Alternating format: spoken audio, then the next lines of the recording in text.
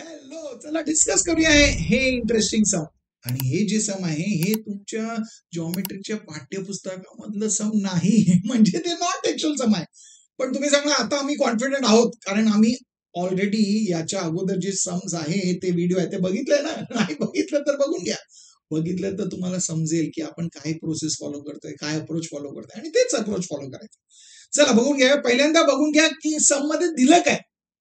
या सम मध्ये काय दिलंय सांगितलंय, in triangle ABC angle BAC is equal to 90 degree. Okay, या ट्रायंगल मध्ये अँगल बीएसी 90 डिग्री आहे, म्हणजे हे मोठं ट्रायंगल राईट अँगल ट्रायंगल आहे, हे दिलंय आपल्याला. ओके, पुढे दिलंय D is perpendicular to side A B. Okay, DE perpendicular to side A B. पुढे दिलंय DF is perpendicular to side A C. Okay, आणि पुढे दिलं आहे AD is perpendicular to side BC.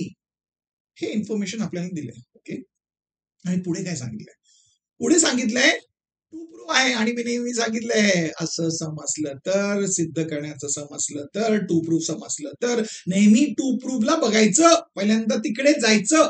Okay, काय दिलंय आपल्याला प्रूव्ह करायचं, area of quadrilateral AEDF. Okay, equal to काय प्रूव्ह करायचं आहे, equal to under root of AE into EB into F into F C. Okay, असं प्रूव्ह करायचं. आता तुम्ही टू प्रूव्ह बघितलं आणि सांगितलं अंडर रूट कसं आणायचं, एरिया ऑफ क्वाड्रॅटल एईडीएफ ते कसं करायचं. ओके, बघूया. तुम्ही पहिल्यांदा लेफ्ट हँड साईडला बघितलं आणि सांगितलं ओके एरिया ऑफ क्वाड्रॅटल एईडीएफ सांगितलंय, कसं करायचं. ठीक आहे, काही कन्फ्युजन असेल तर राईट हँड साईडला बघा. तुम्ही राईट हँड साईड बघणार आणि सांगणार हे तर अजून अवघड आहे, इकडे अंडर रूट पाहिजे. ओके, अंडर रूट नका बघू, अंडर रूटच्या खाली काय, तिकडे स्क्वेअर रूटच्या खाली काय पाहिजे, आतमध्ये काय पाहिजे आपल्याला ते बघा. आपल्याला पाहिजे AE into EB into F into F C पाहिजे ना. ओके, एई इंटू ईबी बघा ना, बघा बघा, एई इंटू ईबी, एई इंटू ईबी, एई इंटू ईबी. आता एई आणि ईबी बघितलं, तुम्ही सांगणार हे जे एई आणि ईबी आहे ते पार्ट्स आहेत. कशाचे पार्ट्स आहेत, ए बीच आहे. ओके, आणि मला सांगा जे ए बी आहे ते एका राईट अँगल ट्रायंगल साठी हायपोटेन्यूस आहे का, बघा बघा बघा बघा. तुम्ही सांगणार हो, कोणत्या राईट अँगल ट्रायंगल साठी, ट्रायंगल एडीबी. म्हणजे या राईट अँगल ट्रायंगल मध्ये ए बी हायपोटेन्यूस आहे आणि या हायपोटेन्यूस वर इकडून 90 डिग्री पासून एक परपेंडिक्युलर ड्रॉ केले ना, त्यामुळे आपल्याला हे दोन पार्ट्स मिळाले. आणि आपल्याला या दोन पार्ट्स जे आहेत या दोन भागांचं मल्टिप्लिकेशन पाहिजे. कुठेतरी आपण असं शिकलोय का, कोणतं तरी असं प्रॉपर्टी आहे का जिकडे आपण हे यूज करतो आणि आपल्याला हे रिझल्ट मिळतंय, AE into EB product of the parts of the hypotenuse. तुम्ही सांगा हो ना, मिळतंय कुठे, थिअरम ऑफ जॉमेट्रिक मध्ये आहे ना. कारण या राईट अँगल ट्रायंगल मध्ये vertex of the right angle पासून एक परपेंडिक्युलर ड्रॉ केला हायपोटेन्यूस मध्ये, म्हणजे आपल्याला ते थिअरम यूज करू शकतो आपण. कोणतं ते, थिअरम ऑफ जॉमेट्रिक मीन. आणि थिअरम ऑफ जॉमेट्रिक मीन मध्ये काय येतं, आपल्याला मिळणार आहे D square is equal to A into B. तेच पाहिजे. तुम्ही सांगणार हो समजलं ना, म्हणजे यूज करा. चला काय लिहायचं, इन ट्रायंगल, प्रोसेस माहिती आहे ना, ते स्टेप्स माहिती आहे ना. इन ट्रायंगल एडीबी, काय ते अँगल एडीबी 90 डिग्री आहे, दिले आपल्याला. पुढे लिहा segment D perpendicular to hypotenuse A B, का दिला आहे, म्हणजे आपल्याला काय मिळणार आहे, D square is equal to AE into EB असं आपल्याला मिळणार आहे. आणि याचं रिझन काय आपल्याला माहित आहे, थिअरम ऑफ जॉमेट्रिक मीन आहे, ते आहे आपलं रिझल्ट नंबर 1. तुम्ही सांगा हो, चांगलंय ना. आता आपल्याला जसं एई टू ईबी मिळालंय, तुम्ही सांगणार हे पण ट्राय करूया ना, एफ इंटू एफ सी. बघा बघा बघा, एफ इंटू एफ सी. तुम्ही सांगणार हो हे पण येणार आहे का, एफ इंटू एफ सी म्हटलं तर हे पार्ट्स आहेत कशाचे, या हायपोटेन्यूसचं, एसीचं. अरे पण एसी हायपोटेन्यूस कोणत्या राईट अँगल ट्रायंगल साठी आहे, तुम्ही सांगणार ट्रायंगल एडीसी साठी. म्हणजे तेच आपण सेम अप्लाय करणार ना तिकडे पण. लिहा स्टेप्स, काय लिहिणार, in triangle ADC angle ADC is equal to 90 degree. Reason काय दिलंय आपल्याला, म्हणजे आपण काय लिहिणार आहोत नेक्स्ट स्टेपला, F is perpendicular to hypotenuse AC given. त्यामुळे आपल्याला काय मिळणार आहे, थिअरम यूज केलं तर आपल्याला मिळणार आहे DF square is equal to AF into FC. लिहा. आणि हे आहे रिझन. आपल्याला माहिती आहे थिअरम ऑफ जॉमेट्रिक मीन आहे रिझल्ट नंबर 2. तुम्ही म्हणणार वा आपल्याला A into EB AF into FC ते पण मिळालं. अरे पण AE इंटू EB आणि AF इंटू FC याला काय करायचंय? मल्टिप्लाय करायचंय. ओके. पण A इंटू EB आहे स्टेटमेंट नंबर 1 मध्ये, AF इंटू FC आहे स्टेटमेंट नंबर 2 मध्ये. यांचं मल्टिप्लिकेशन पाहिजे म्हणजे काय करावं लागेल? बरोबर आहे, आपल्याला दोन्ही स्टेटमेंटचा मल्टिप्लाय करावं लागेल म्हणजे नेक्स्ट स्टेटमेंट आलं.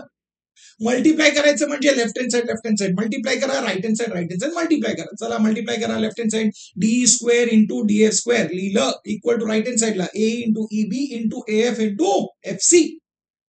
वा आता मी सांगणार हो खूप काय आलं ना. ओके, पण आपण पहिल्यांदा राईट हँड साइड कडे फोकस करतोय कारण तेच आपल्याला मिळालं. पण राईट हँड साइडला आता बघा ना A into EB into AF into FC ते आलंय, पण ते आपल्याला कशामध्ये पाहिजे? स्क्वेअर रूट मध्ये पाहिजे. म्हणजे तुम्ही सांगणार इकडे आपल्याला स्क्वेअर रूट पाहिजे. स्क्वेअर रूट पाहिजे तर काय करायचं? तिकडे एक रिझल्ट आहे ना याला, left hand side equal to right hand side आहे, राईट हँड साइडचं स्क्वेअर रूट पाहिजे म्हणजे काय करायचं? स्क्वेअर रूट काढा दोन्ही साईडचं. म्हणजे आपण काय करणार? Taking square root. आता लेफ्ट हँड साइडचं square root D square into DF square आहे.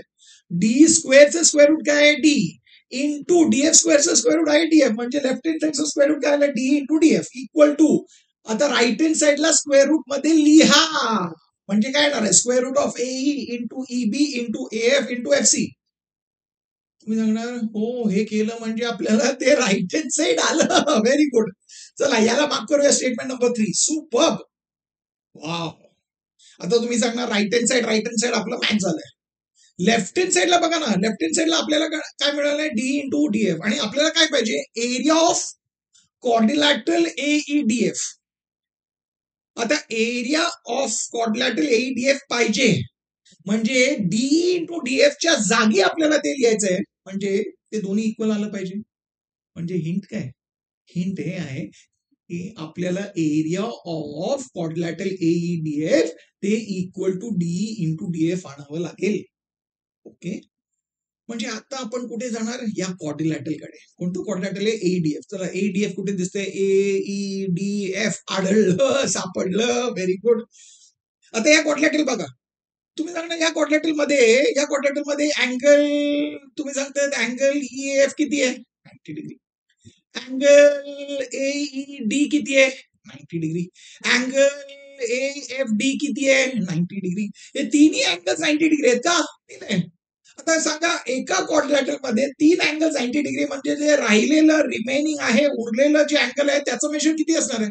90 डिग्री. लिहा ते 90 डिग्री आहे. आणि याचं रिझन काय? रिमेनिंग. जर चारही अँगल्स 90 डिग्री आहेत म्हणजे हे क्वाड्रिलॅटरल काय? तुम्ही सांगणार हे रेक्टँगल आहे. का बरं? By definition. म्हणजे आपल्याला ज्या क्वाड्रिलॅटरलचं एरिया शोधायचं आहे ते रेक्टँगल आहे. आणि रेक्टँगलचा एरिया म्हणजे काय? तुम्ही सांगणार एरिया ऑफ रेक्टँगल आहे length into breadth. Length into breadth म्हणजे प्रोडक्ट ऑफ ऍडजेसंट साइड, जे आजूबाजू जे साइड्स आहे ना, शेजारी साइड्स आहेत त्यांचं प्रोडक्ट करायचं. ओके, आता आपल्याला काय पाहिजे? D into DF. बघा या रेक्टँगल साठी D आणि DF तुम्ही सांगणार हे ऍडजेसंट साइड आहेत म्हणजे याचं प्रोडक्ट केलं तर आपल्याला एरिया मिळणार आहे. लिहा. Very good. Area of quadrilateral AEDF is equal to आपण D इंटू DF लिहू शकतो. आणि हे झालं आपलं रिझल्ट नंबर 4. कारण आपल्याला माहिती आहे area of a rectangle is length into breadth. Okay, आता काय? आता सांगा ना हे जे D इंटू DF आहे याचं व्हॅल्यू काय आहे? Area of quadrilateral AEDF. म्हणजे हे जे व्हॅल्यू आहे हे आपण तिकडे P मध्ये सबस्टिट्यूट करूया. म्हणजे काय लिहिणार? 3 मध्ये कुठे 4 मधलं सबस्टिट्यूट करणार आहे. लिहा, सबस्टिट्यूट करा. म्हणजे काय येणार आहे आपल्याला? जे लेफ्ट हँड साइड आहे D इंटू DF त्याच्या जागी आपण लिहिणार आहोत area of quadrilateral AEDF is equal to right hand side जसं आहे तसंच लिहा. ते आहे under root of AE into EB into AF into FC. काय झालंय? प्रूफ झालंय. आपल्याला प्रूफ मिळालंय. आता मला सांगा अवघड होतं का?